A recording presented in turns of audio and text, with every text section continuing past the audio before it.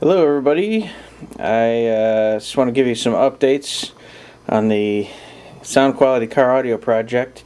Run into a few roadblocks here. Since I'm not using the ported box here for my project, I was going to go sealed and go to 210s. I have ordered new box. The new box comes in and the corners are smashed in. Of course, there's a big dent in the side of it. So I send it back. Then I get another one. Same problem. Have to send it back. I get 3 boxes. It takes 6 weeks. And it was still smashed. So, showed up smashed. I'm going with something else. So I'm going to order from somewhere else. So I don't know for what reason, because I see it a lot. These companies don't put packing material when they're shipping subwoofer boxes. It's just the box in a cardboard box, and then FedEx gets a hold of it and busts the corners in, and Bob's your uncle.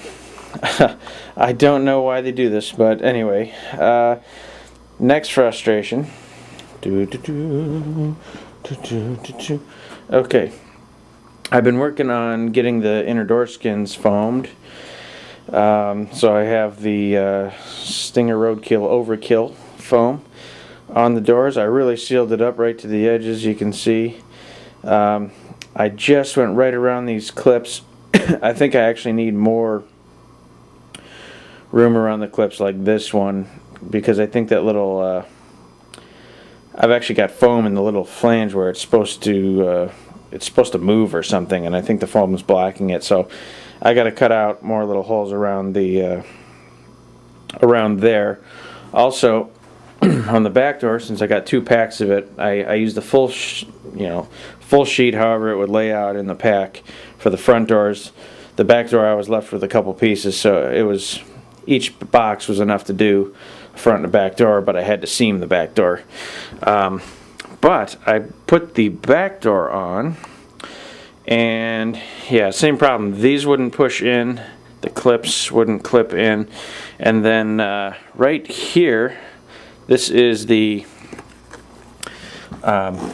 screw that's in here on the door handle. I can't push it in far enough to actually get a screw in there. But granted, on this foam, I have a little dynamat there, well, Roadkill, Stinger Roadkill, and then I have the Overkill over it. So I didn't know this part actually comes in contact with the door. I think I've added a little too much thickness, so I'm going to cut out just right here too. I was trying to get as much coverage as possible, to seal up the door. Plus I had the foam. I want to get the full benefit of it, but I just can't get the door panel back on. So I'm going to also, I think in this section here, I'm coming into contact pretty hard with the door, so I might take out a section here in the middle, and I may just cover the lower half of the door. I don't know. We'll see. But it's actually, I've had it on the car, mounted for a week or so now to get it all actually pressed down without clipping the clips in. So it's compressed a little bit. But that's been a bit of a pain in the butt. As part of the budget project here, I've actually got a Phoenix Gold amp a friend brought me. It was supposed to be 100 watts per channel. I was like, I could run the components off that. I hooked it up and tested it out, and it did not turn on. But he said last time he used it, it turned on fine. So I don't know. I don't know what's going on. If there's some setting on there I'm not doing right or what. But I tested it the same way I tested the Sundown amp, and the Sundown amp worked fine. I do like, well, okay, yeah. I like the Made in America, though. That's pretty cool. Little rust on the case, but apparently this was the heyday of good sound quality. Also, as most of my projects go, I can't just leave things alone. I was thinking I'm probably going to need to upgrade the power. I'd like to do something that doesn't require me to upgrade the alternator just yet. For one, I don't think too many companies make anything for a Kia Optima, But for two, they're expensive and a pain in the butt, and this is, you know, more of a budget project. So I was going to put a second battery in the trunk along with the system. So I got this little guy. It's just little, see? It's kind of cute. But I guess that stiffens up the power supply significantly. They say it's more power than a 100 farad capacitor. I don't know that a capacitor really has any power, so they can just say whatever they want. Yeah, if you didn't know, capacitors nowadays are, from what I read, this is not experience talking, they're pretty much useless. I picked up this one from Kinetik. I've got to get one for my starting battery as well up front.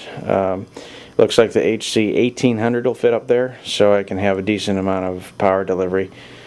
So that one's going to go in the trunk. Well, stay tuned. Oh, I did, by the way, purchase another amp. Not just this one. I bought another amp. I picked up a Soundstream reference amp. It actually showed up scratched, and it wouldn't turn on either. So that one went back. So that's another frustration I've had. Anyway, if anybody has an amp recommendation, I would actually love to hear it. Looking for a good quality amp for my component sets up front. And what do you think? Run active up front, or just go with lots of power to the component sets? I think the rears, I've decided I'm just going to power those off the head unit, because when I'm competing I'll probably turn them off anyway.